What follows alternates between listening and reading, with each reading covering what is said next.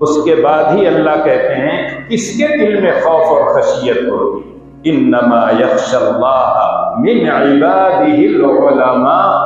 اللہ سے حقیقتاً وہ لوگ ڈرتے ہیں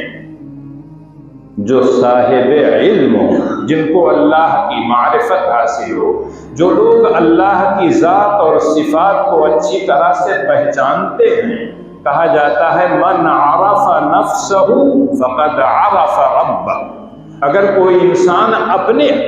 آپ کو پہچان لے کہ میں ہوں کیا، کہاں تھا، کہاں سے آیا ہوں، مجھ کو کہاں جانا ہے، یہاں اللہ نے کیوں بھیجا ہے، اگر اپنی ذات کو وہ پہچان لے کہ میں اشرف المخلوقات ہوں، اللہ نے مجھے اشرف المخلوقات بنایا، خیر امت کے لقب سے نوازا، اللہ کے آخری رسول ہمارے نبی ہیں، ان کے ہم امتی ہیں، اگر وہ اپنے مقام اور مرتبے کو پہچان لے تو رب کائنات کو بھی پہچان۔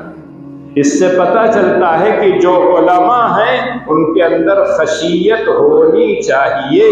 اور اگر خشیت نہیں ہے تو وہ عالم کہلانے کا حقدار نہیں۔